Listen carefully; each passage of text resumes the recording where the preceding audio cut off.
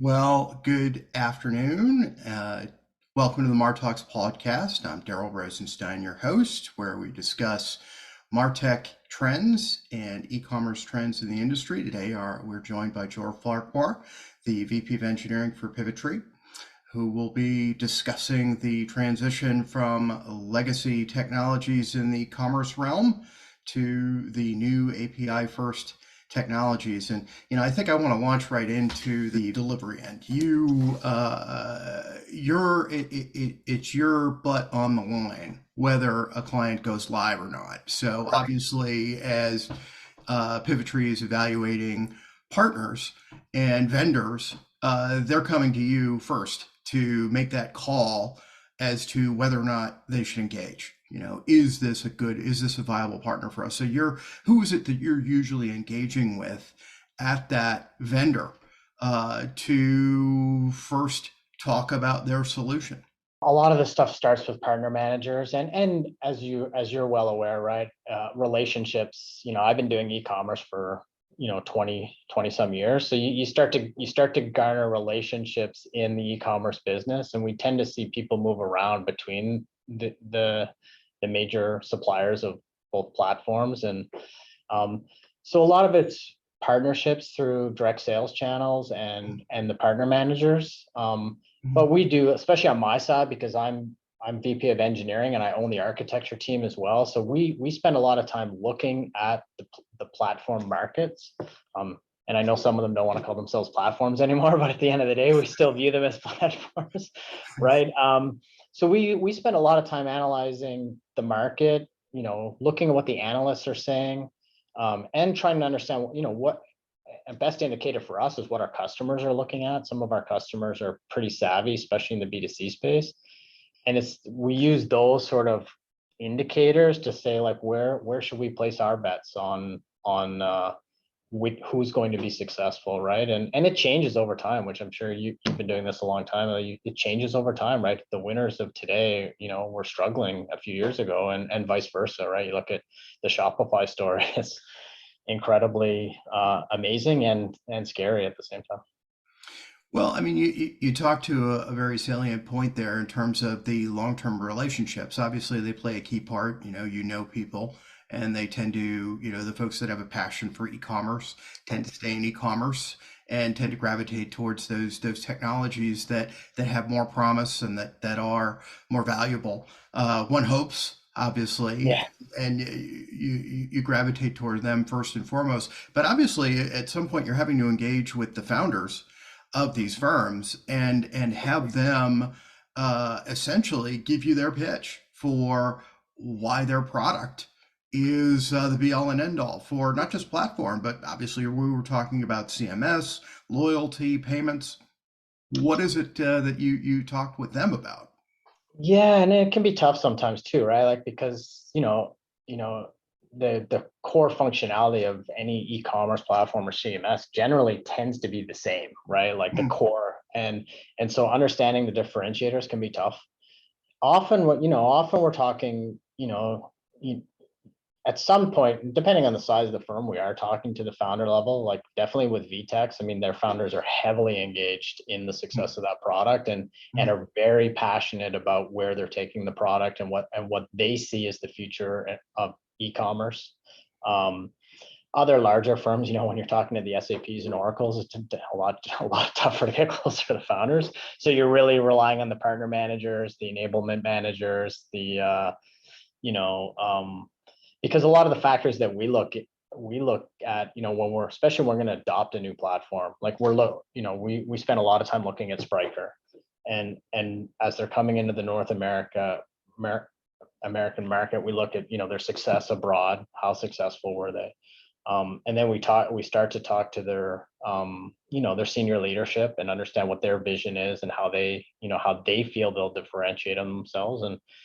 And if they have the same values and are aligned with what we feel, we feel the market is going, then that's kind of, when we engage.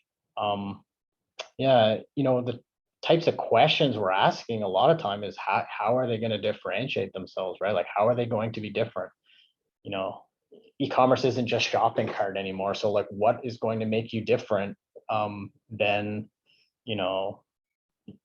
some of them, like I challenge VTechs a lot. Like, what is going to make you different than, at the time I thought comparable would be Demandware. If you're going after the B2C or Salesforce, right? If you're going after the B2C market, how are you going to differentiate yourself from Salesforce? And at the enterprise level or the mid-market and up level, and how are you going to differentiate yourself from Shopify from the mid-market down, right? Like, because you're going into a space that's going to be tough to penetrate. Spryker, what's interesting about Spryker, right, is they're really not going to try, at least from what I've seen and talked to them, they're not going to try to go head to head with Commerce Tools, right? Because they know Commerce Tools is having a lot of success in the B2C market when it comes to mock. And they're going to, they're really going to target the B2B space and try to differentiate themselves that way. So we'll see how that plays out. But yeah, I think there's a lot of different people in those organizations that we try to get to and figure out different signals that help us decide whether it's something we want to invest in and enable our folks and hire, and whether it's something we really want to go in front of some of our customers with and say that, hey, this is a viable solution for you. You talk about, obviously vision is going to be key for any emerging technology in particular, because they just don't have as many client references. You're talking to the clients about what they're seeing and what they're hearing, and yeah, today's chief digital officers are incredibly savvy, incredibly connected. They talk, every forum that I've been to, particularly Shop Talk, I'm amazed at the level of sophistication they have in terms of really slicing and dicing each individual module and saying, well, what was the lift? Was their lift? And they're gonna run the numbers. So you also talked a bit about the values and the culture, because you want to partner with companies that have the same core ethos as yours, that being delivering value the way you deliver value, which is your differentiator, obviously, as an agency. But I'm curious about an emerging vendor that you haven't engaged with prior. What do they need to essentially give you beyond vision and differentiation to get you to even begin the discussion with them about working with them as a partner? Yeah, it's a great question. And part of it is, and you spoke to it a little bit, how high can you engage, right? Some of the bigger guys, it's harder to engage at higher levels and even get a full definition of that vision, right? Mm-hmm. How much are they willing to invest in new partners? If the barrier, like for now, if somebody was going to try to become a Salesforce commerce partner and you had no experience in the past, your ability to do so is nil, right? It's impossible. Yeah. And if you try, you would be crazy because they've monetized their enablement. There's the competition obviously is huge, but having a partner that is willing to invest in you in enablement and help you get to where you want to be, because it's not cheap. It's not cheap for me in the engineering to go and hire 5, 10, 15 people, get them trained or cross-train people, getting that first deal. Do you have a sales team at that partner that's willing to work with you to help you get that first deal? Because that first deal is the toughest, right? Like on a new platform, because you got to go out to a customer and they're going to ask you, how many of you have done of these before? And the answer is 0. And why should we trust you, right? Well, you can go into your experience and everything else you did, but these solutions are still reasonably complex, right? Especially in the enterprise space where we play. You got customers that are trying to do difficult things and they want a partner that's that ideally has experience. So those are big ones that we look at. How engaged is this sales channel to help us? How in the enablement side, how willing are they to help us, cost effectively? For us, because we're not Deloitte, right? So we don't have unlimited resources to train hundreds of people, but And yeah, just the types of the types of conversations that you're having with them. If you feel like there's good alignment, I've worked with I've you know I've worked with other platform vendors in the past where they didn't care about the SI necessarily or the agency, right? They were more focused on the license sale. Get Mhm. the license sale done, and if the SI loses a ton of money, I don't care. I got my license sale. That's not you typically that's not the type of partnerships you want, right? You don't want the sales guy selling you under the bus, and then you're like, oh, this was not a great partnership. So we've been doing this a long time, so we kind of can recognize when we have a good willing platform partner. And vice versa. We want to be a good partner to them too, right? We're not used to that. We're no use to them if we're not actively out there trying to sell their platform as well, or bring them deals. Well, you mentioned again a tremendous point that you need to enable your agency partner. You need to provide them the resources to train and skill their engineering team. You need to have a sales organization that is working in lockstep with the agency's sales organization, so that you're speaking with one voice to the client, so that your materials mimic theirs, and doing the same from a marketing perspective as well to create awareness, so that you're, as the vendor, you are helping that agency brand with you. It's much more of a co-branding, and that seems, as you mentioned, quite different from the legacy just get the license deal done methodology of the old school monoliths, who it's like, hey, we just got a deal signed and we're telling 5 partners about it, and you all fight over it and see who ends up getting the actual go live. Yeah, we have an interesting history, right? Because we started doing ATG when I started doing ATG before ATG was Blast even from the past. even an e-commerce platform. They didn't even release the e-commerce product when I started working with it, right? And Yeah, then they did it, and that's yeah. how kind of we got into commerce when they released so we had a great relationship with ATG. Mhm, Obviously, when Oracle came in and bought it, that relationship changes significantly. mhm, And we did the same with Hybris and had a mhm, great relationship with Hybris. Then SAP comes in and it changes, not that it's bad, it just changes how you behave, how they're going to behave. Absolutely, right? And so sometimes it's refreshing to be working with some of these more upstart, and the ones that are aggressive, they're hungry and they're aggressive, and they want partners, especially in North America, right? Because the North American market is untapped for some of these, platforms that are coming from, Australia and other parts of Europe. So it's, mhm. yeah. And the U.S. I mean, I'm amazed. I look at the progress that some of our native solutions have made just over the last year, and it's spectacular. But you throw $1 billion into the headless e-commerce market in Yeah. the last 12 months, and things are going to percolate.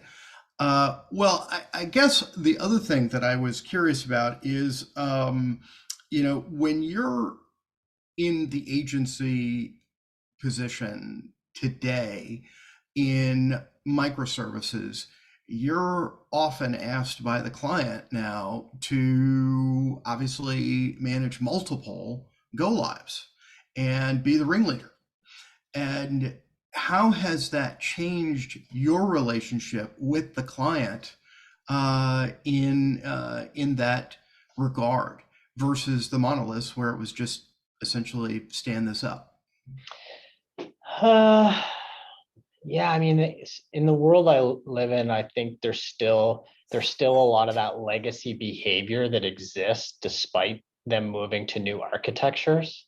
To be Mhm, honest with you, some of them haven't fully adopted, the full benefit of being able to manage and launch multiple, um, you know, go lives. I think the biggest one we do see is nowadays we tend to see that people are, our customers are pushing front end changes out often, right? And mhm, that can be daily, or every other day.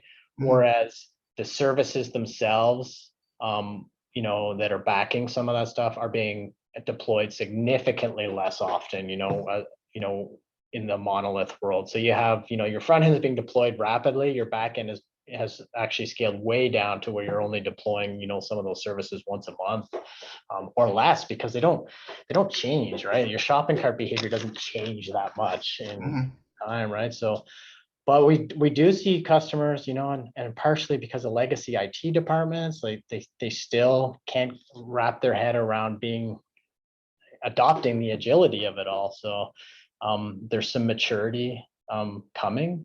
Some of our bigger, larger customers have really, they're really aggressively, executing some of this. And some of our less mature customers are still, even though they have this amazing architecture, they still operate, we're going to do monthly releases and we're going to release the whole thing. All right.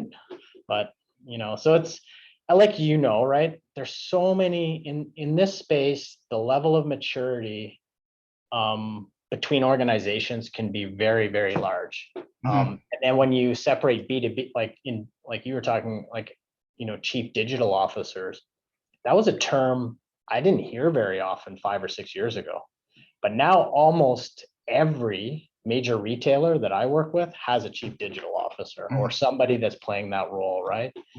Less so in the B2B space, right? We still have the B2B, the level of maturity on B2B is still, we're still dealing with some customers that are, new to all of this e-commerce in general, right? So trying to explain, and we are driving them towards more modern architectures, and because it makes sense, but they don't fully understand it yet.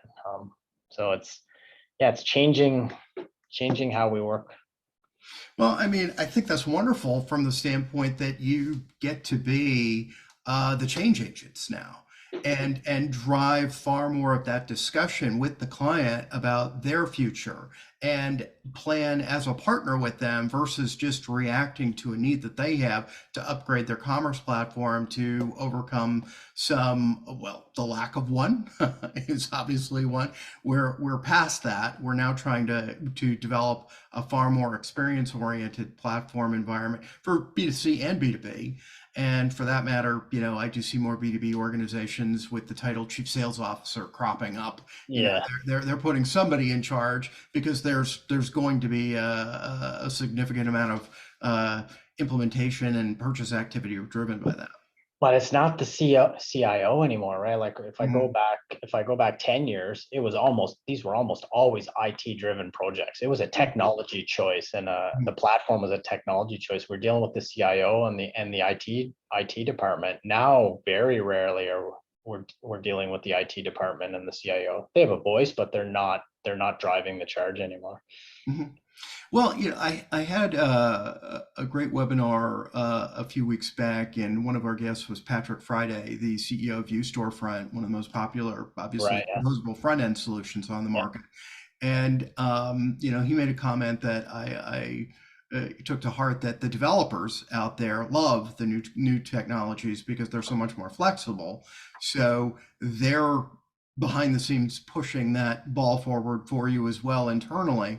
And I'm curious about when you're talking to vendors that are in the API first realm. What you mentioned, enablement as being something they really need to focus on. How many of them really are grasping that, hey, we're going to help you essentially spread the word amongst the development community so that there's a pipeline of talent, because talent is as scarce as hen's teeth in the engineering ranks, and you have to hire those people. Yeah, I mean, it doesn't really matter what skill you're looking for right now. It's pretty short supply. Some platforms, some of the vendors are doing it better than others, right? Like, that are really focused on enablement and but at the end of the day, for an organization like me, like mine, it's my role to make sure that we have the people that can deliver the work that our customers want. So if those platforms deliver the success and the vision that they're hoping for, I want to be well positioned to execute. What we found historically is the platforms tend to take off in popularity before before they're ready to enable the number of people that they need. And that's been true even back to the ATG days, the Hybris days. Like Hybris took off like crazy, right? And there was a mass shortage of Hybris developers. We're seeing that now in mock type technologies or just pure microservice technologies, right? The number of people that know how to build native cloud applications properly, how to build API first based applications properly, and avoid anti-patterns that are well-known anti-patterns they're in short supply. So we're investing heavily in that, and because we do believe it's where where this market's going, but not just e-commerce, just general software engineering. That's where it's trending, right? Well, as I shared with you earlier, it was actually one of my contacts in the analyst community that steered me to Pivotree, is doing just outstanding work with the headless technologies. And, if you would, what do you think Pivotree is doing that's different and better?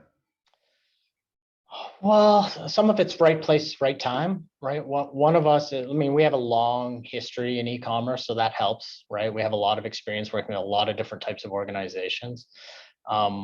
We also, one of our legacy businesses is we do still have a ton of customers running the ATG, the old ATG or Oracle Commerce Platform, and all those customers need somewhere to go. As you know, the product is dead, or virtually dead, right? Or been replaced, let's say. But it's still a very popular platform, especially in very large B2C retailers. Some of the largest B2C retailers are still running that legacy platform, right? So one of us is, how do we help those customers find a proper destination? And in a lot of those cases right now, especially with the evolution and how those customers have been investing, is they're moving towards API first mock type technologies. Normally, because they're so large, and a wholesale replacement of that platform is not realistic for them, right? Like a smaller retailer can do a wholesale, we'll go to Salesforce, it'll take us 6 months, we'll off one platform onto the next. A massive retailer doing $1-2 billion a year of revenue can't do that, right? It's just too disruptive. So a lot of them are using the strangler pattern, right? Let's pull customers off, let's pull pricing off, let's pull inventory off, and segregate some of these services out, either leveraging existing platforms, or in a lot of cases where we're involved as well is building custom services for them, custom microservices, cloud native services.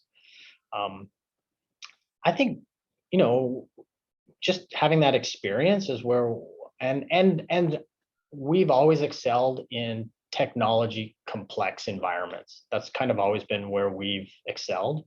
We've always had very large enterprise customers, and these going headless and adopting mock is not without complexity. With complexity you gain agility, which is why our customers are driving towards it. But we can't fool ourselves into thinking that what we ultimately are going to deploy is significantly more complex than a monolith, right? Like a monolith is a single thing that we're going to deploy. It's reasonably easy to deploy, reasonably easy to, I would say, figure out your total cost of ownership or your costs. One of the biggest challenges that we've seen with our customers as they're making this shift is trying to really wrap their heads around the costs and calculate it. Mm-hmm. And that's where we've come in and tried to really help our customers, is understanding the costing model, what's the long-term implications of technology implications. And and the other thing that we do, we do more than commerce, which has really positioned us well. Like we have a large data practice that focuses on MDM and master data management, especially PIM when it comes to commerce, right? So as we're growing with some of our customers' biggest challenge is just the quality of the data that they have. So we have a group that really focuses on working with our customers on how to improve that data, how to expose that data better within the organization. And then we also focus now on supply chain and fulfillment. So, if I went back early years of e-com, and even most of the platforms operate this, right? You take the order and then you throw it to somewhere else and say, okay, now it's your problem, right? We're now in the business of, no, it's not. We're not going to throw it over the fence anymore. We'll throw it over the fence, but we'll throw it back to ourselves and pick up the order and really focus on that end-to-end experience all the way from, the order placement all the way through, the order delivery and then returns, exchanges, all that. So that end-to-end experience is really where Pivotree's focused, and trying to make that whole experience frictionless, right?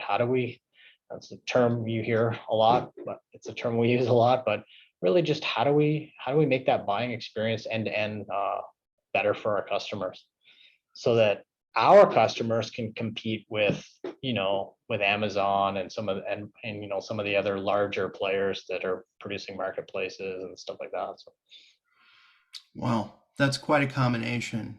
The giving them the benefit of your decades of experience in e-commerce and giving them a roadmap for where they could be, helping them figure out which microservices are going to accommodate that, and giving them an idea of the relative cost and the total cost of ownership, and then also assisting them with their data and their PIM, and then giving them the order management capability and fulfillment knowledge. That's outstanding.